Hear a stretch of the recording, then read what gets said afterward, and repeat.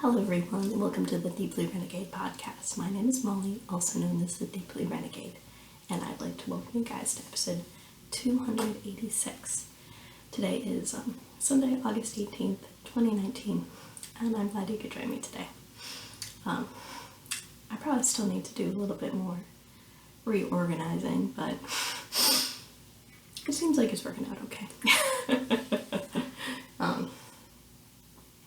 What would it be? I feel a little bit like Ellie of Skandir and in my little purple room. So, welcome to Purple Purgatory. We're gonna be here for as long as it takes.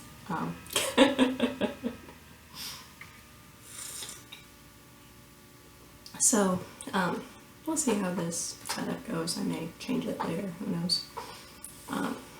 Not like it's gonna be the end of the world. And I suspect that this week's episode is actually going to be fairly short because, what would it be? I have successfully handed over possession of the house. I have sent the father-in-law and the dear little one, and they are actually now safely in California as of, I don't know, probably 9 hours ago. And I ended up spending most of yesterday looking for my wallet. Unfortunately, it's still lost, so I'll be late into work tomorrow because I need to visit the bank and get some cash until my new card shows up. Yay! The last time I had a wallet problem, it was found and someone messaged me on Facebook, but I have not yet had that luck, so, oh well. So, let's see, what else has been? I don't know. So, I'm now in my Airbnb. A couple of the guys are Mandarin speakers. So you may hear some of their, what would it be? Delightful tonal variations. And other various noises because I don't really have that much control over what's coming up, which is fine.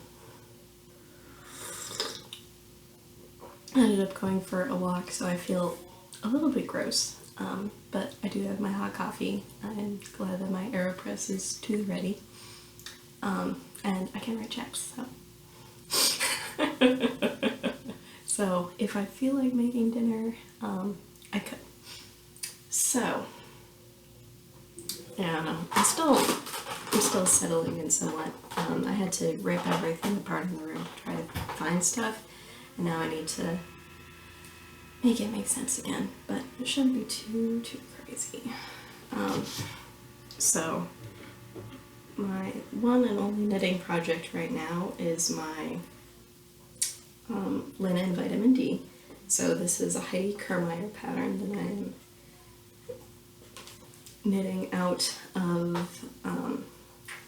what would it be? I'm knitting this out of Claudia Hand Paints Contemplation Lace in the Lone Star color. So here is the first sleeve, which, I'm fairly sure was done last week. But I'm definitely feeling like I'm going to end up re-knitting the first sleeve based on my results on the second. So, same yarn. This guy has the awkward pool. This one has remained fairly stripedy throughout. So I think it was the case where, I don't know what happened, but the yarns lined up awkwardly. So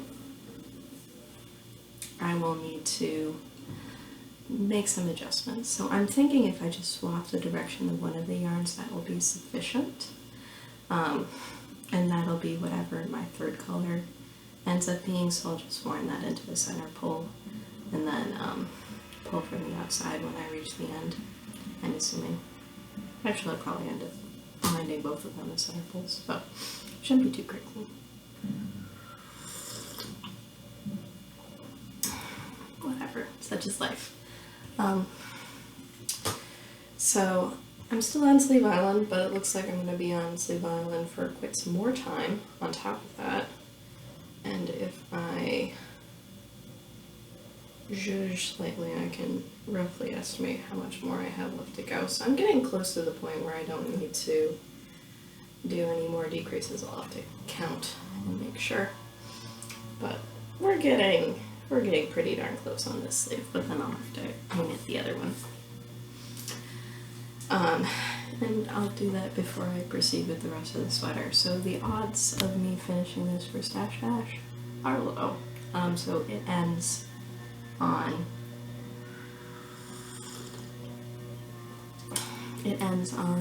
the 24th of August. But I don't know, I'm not feeling very optimistic about how much I'm going to be able to accomplish between now and then. I think I do need to sit down and count some of my latest projects. I think some spinning samples come to mind, but that's not gonna be a ton. So I may make 10,000 this year, so we shall see. I'll just enter into whatever thread I end up being in, because I wanted this to be a low stress thing. The hope was to get a lot of spinning done, but the reality is you need free time. So I am back to having free time again, or more free time. So that's positive.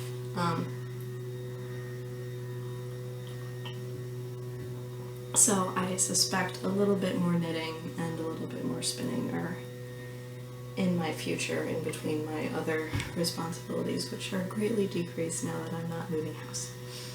So coming along, I don't know, I think once I get the sleeve done, I would be sort of at that 1/3 point. I definitely have a decent amount of yarn remaining, and the hope would be to use as much of it as possible, so we'll make it work.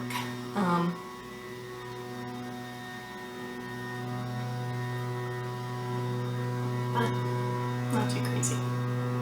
So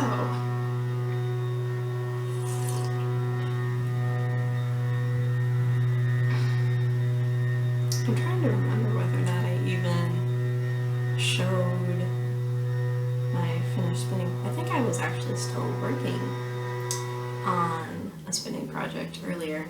So what I have done is I have shown you guys my in progress. It probably means I still need to show the finished game, so I'll be right back with that and we can discuss that. Okay. Some of these things are in very surprising places, to say the least. Oh, we'll get some order to it soon. So I have 2 different spinning samples from the Casey class I took at SSK. This one is pretty twisty, but such is life. So this one is also pretty fine because I was doing fairly fine spinning, and I don't think I've quite counted this yardage for Stash Dash yet, but I'll give you an update next week on what I managed to wrap up.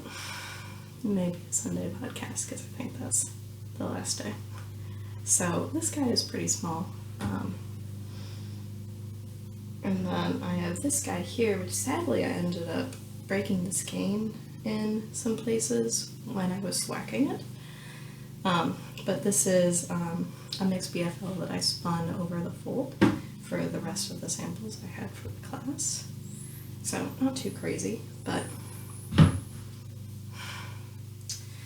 was like, give this enough twist so it holds together. So I may end up rescanning this just to make everything nice, but I am really pleased with how fluffy and open it turned out. So it has like really nice open fluffy squish, whereas what would be my worsted spun, or my more typical worsted spun one, is both finer and much more drapey. So not too crazy. And then this one is not quite done, But I did wash it and set the twist, so in that regard it is not too bad. Because I did ply it with a silk thread that I didn't do anything to, it certainly does crinkle a little bit, but nothing too crazy. I think what happens when it does do that is it just sort of shows off sort of the fluffiness of it all. So this isn't quite done, but I will be able to fix that at some point. Maybe not this weekend, but eventually I will get around to actually overtying this. So this is my Judith McKenzie samples. So they are, or one ply is a blend of camel silk and Kiviot. And the Kiviot is sort of some of these larger chunks, I do believe. And then I plied it with a silk thread. So based on how much silk I used, I knew I was somewhere between 200 meters and 300 meters. And then I think the final ended up being like, what would it be, like 302 or 307 yards overall. So this is plenty to make a pretty thin cowl, so I'm really excited about that. But I'll be over dyeing it blue, so that is more my color. So the silk should slurp up the dye just fine. I'm not entirely sure what's going to happen with the other ply, but I think it may make it more blurple depending on how much dye I put in. And I may just do whatever, a small amount. So this was 20 grams and whatever, 307 yards. So really, really bonkers in terms of the yardage. I'm really happy about that. And probably a decent amount of the weight is the silk thread anyways. So the colors are coming out super duper flat. But I don't think that I'm gonna get the best colors with this particular room setup. The purple is really, it's really messing with me. So my shirt seems right, but I don't know. I think the color is a little bit darker and pinker in real life. So your mileage may vary depending on screen performance. So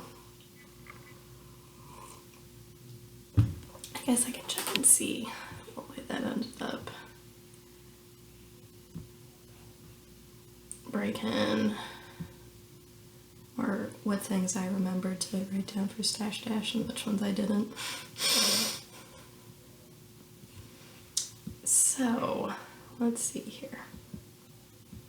So I did put the samples in, so that got me, the Judith, or the Maggie Casey samples got me to 9,114 meters. The Judith McKenzie samples got me to 9,676 meters.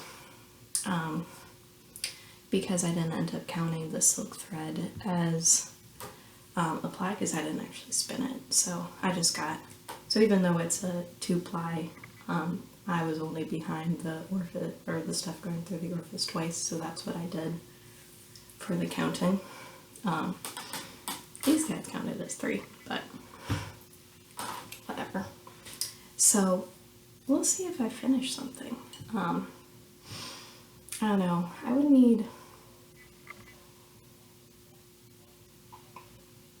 I'm unsure how much yardage I can manage to get between now and then. It may just be the case where I entirely focus on spinning and my time off. I can't entirely swing that, so whatever. So I'm actually just really in love with how this is turning out right now. So as you know, I've been working on samples for my current sweater spin. So I was hoping to get it all done for Stash Dash, and at this point It's unlikely I'll even get the samples done, but whatever. So this is, I have the camera up a little bit higher than usual. So what I have here is half of my hackle waist from my medium color part of the fleece. And then what I have here is my purple.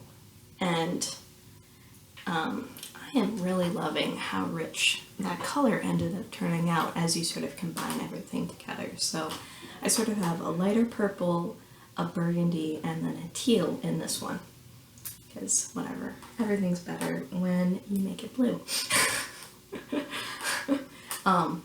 But the color that's turning out on the bobbin when these three things are all put together is super lovely. So I'm excited about that. I just barely got started on spinning it because I didn't necessarily have a lot of time to spin. Whatever. Since I talked to you last, I think the only thing that happened was I got this off. So whatever. So what that means is I have a few of those to spin, then I'll have a bobbin of that. Then I have one more that I need to do.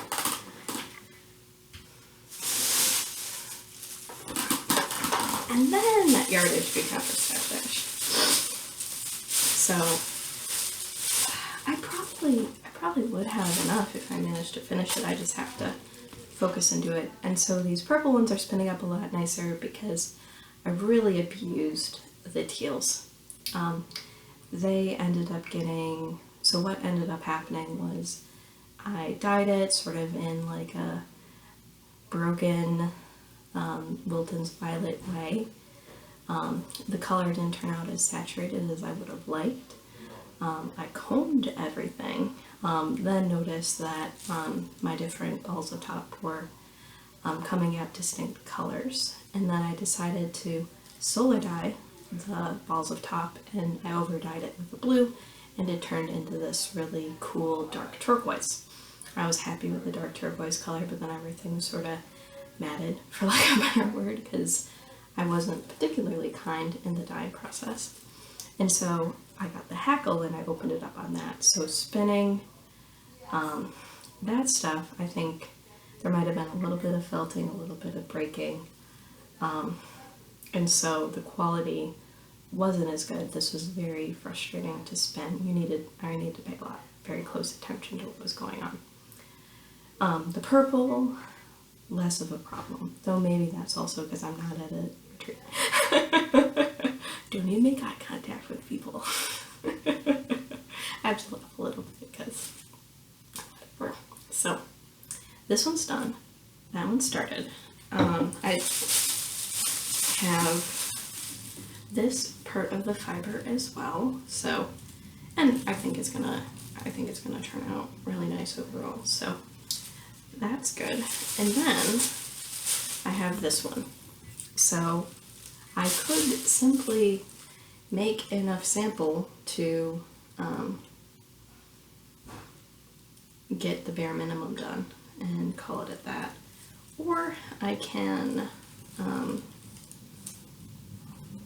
what would it be? Because I am a little bit less than 400 meters off. So we shall see. But what I'm probably going to end up doing is my sample is going to include the marl of all three, and I'll probably try to end up making about an ounce of that. And then I'm probably going to ply, or I'll probably end up chain plying it as well to see how it looks without anything. What I would do for a final yarn would probably be a traditional 3-ply, and I would just end up splitting up the amounts if I was going, or what would it be? Either yarn will be a traditional 3-ply, but my sample will be a chain ply if I'm doing it on itself, because I didn't spin multiple bobbins to do that. It's okay. So if I focus on this project, then I can make it to 10K for Stash Dash and greatly decrease the fluff. So, what was it? I am tremendously impressed by the stuff carrying or the stuff holding capacity of closets. I spent a lot of this week finding closets, dumping all of the stuff out into the open, and then compacting it all down, and then slowly but surely just shuffling things towards the door, and towards the door either into a car or into a truck. And that pretty much describes most of what the last 2.5 weeks have been like. 3. Yeah, it's 3. Basically. So I had set aside the things I wanted to have with me while I was in exile in this purple purgatory. What was it? And then we also had a couple of stray things that were boxes I would close when we were absolutely done. So these are the very much so WTF. Why are all these random things together in the same box, sort of box? Like, I'm thinking placemats, markers, power strips, which I might need to go and grab a power strip because I think it'll make life easier. And all of this other sort of nonsensy sorts of things, and it's just like, and I don't know whether or not my wallet is entombed in any of those. There have definitely been a couple of surprises where it's like, oh, I put the tape in the hamper, or whatever the rule of tape. So I didn't want to open a box and not be able to tape it back up again, so. Oh well. And I probably need to drop off a box of stuff anyway, so it was the case where, what was it, we had like a cooler, and so then I bought a bag of ice because our fridge was already down, but then like that just made a giant mess, so then we were pulling out towels to sop up all the water from the condensing of the ice, and like a random rag, and I don't know. So that stuff will be going into storage, so I'll have to rejigger my boxes depending on what I'm trying to achieve. Hopefully it fits in small box, so I have a medium over here too that I can use to pack stuff out. Though I'm not sure about my car's ability to hold a medium-sized box. It was fairly comical. So it was the case I had everything set out, I got all these things, and I had my friend with a Subaru Forester come to help do that. So it had like 2 bags of clothes. We had my lights, computer, and then all of the boxes of fiber and yarn that I had set aside. I have 2 boxes of sort of various and sundry useful things like stamps, thank you notes, soap, what was it, my box of socks. I had another suitcase that was just hand knitting, all of my blocking mats. I don't need all of my blocking mats. I don't think I could put out all of my blocking mats on the floor here. Not that it's too small, like a foam roller. I really like it. I don't know, whatever. This stuff, no way possible fits into a Mazda Miata, but we couldn't carry everything between the Miata and the Forester, so I need to spin some of this fiber so it takes up less space. A lot less space, so. Oh well. So, as a result, we ended up needing to make 2 trips. Because, what was it? And that final trip was actually just stuff that needed to go in storage anyways, but it does end up being a little bit more of a challenge in terms of, how much stuff I need and how much stuff I want and all of that good stuff. So, I may in fact have been a little bit unreasonable. So, what would it be? It's mostly knitting supplies scattered all around me, and whatever, such is life. So, what would it be? Everyone have good thoughts about me finding gainful employment in California. And in the meantime, I'm going to be chilling. Not right now.